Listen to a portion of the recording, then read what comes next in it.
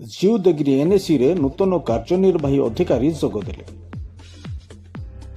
ଜିଉଦଗିରି ବିଜ୍ଞାପିତ ଅଞ୍ଚଳ ପରିଷଦ କାର୍ଯ୍ୟନିର୍ବାହୀ ଅଧିକାରୀ ଇତିଶ୍ରୀ ଷଡ଼ଙ୍ଗୀଙ୍କ ଅନ୍ୟତ୍ର ବଦଳି ହେବା ପରେ ତାଙ୍କ ସ୍ଥାନରେ ବୁଧବାର ଦିନ ଘଣ୍ଟେ 50 ମିନିଟ୍ ସମୟରେ ନୂତନ କାର୍ଯ୍ୟନିର୍ବାହୀ ଅଧିକାରୀ ଭାବେ ଆଶୁତୋଷ ଗୌରବ କର ଯୋଗଦାନ ଦେଇଛନ୍ତି। ଶ୍ରୀ କର କାର୍ଯ୍ୟାଳୟରେ ପହଞ୍ଚିବା ପରେ କାର୍ଯ୍ୟାଳୟର ସମସ୍ତ କର୍ମଚାରୀ ପୁଷ୍ପଗୁଚ୍ଛ ଦେଇ ସ୍ୱାଗତ କରିଥିଲେ। ପୂର୍ବ କାର୍ଯ୍ୟନିର୍ବାହୀ ଅଧିକାରୀ ଇତିଶ୍ରୀ ଷଡ଼ଙ୍ଗୀଙ୍କ ଠାରୁ କାର୍ଯ୍ୟଭାର ଗ୍ରହଣ କରିଛନ୍ତି ନୂତନ କାର୍ଯ୍ୟନିର୍ବାହୀ ଅଧିକାରୀ। ଶ୍ରୀ କର ପୂର୍ବରୁ କେନ୍ଦ୍ରାପଡ଼ା ମ୍ୟୁନିସିପାଲିଟି କାର୍ଯ୍ୟନିର୍ବାହୀ ଅଧିକାରୀ ଭାବେ କାର୍ଯ୍ୟ କରୁଥିଲେ। ରାଜ୍ୟ ସରକାରଙ୍କ ନିର୍ଦ୍ଦେଶ ଅନୁଯାୟୀ 45 ବର୍ଷ ପୁରୁଣା ପରିଷଦ କାର୍ଯ୍ୟାଳୟରେ ନୂତନ କାର୍ଯ୍ୟନିର୍ବାହୀ ଅଧିକାରୀ ଭାବେ ଯୋଗ ଦେଇଛନ୍ତି।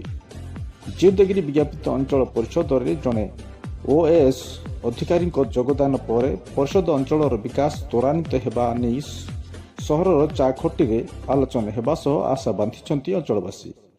ପରିଷଦ ଅଞ୍ଚଳରେ କୌଣସି ପରିସ୍ଥିତିରେ ମଧ୍ୟ ବିକାଶ ବାଧାପ୍ରାପ୍ତ ହେବ ନାହିଁ ବୋଲି ନିଜ ପ୍ରତିକ୍ରିୟାରେ କହିଛନ୍ତି ନୂତନ କାର୍ଯ୍ୟନିର୍ବାହୀ ଅଧିକାରୀ ଶ୍ରୀ କର।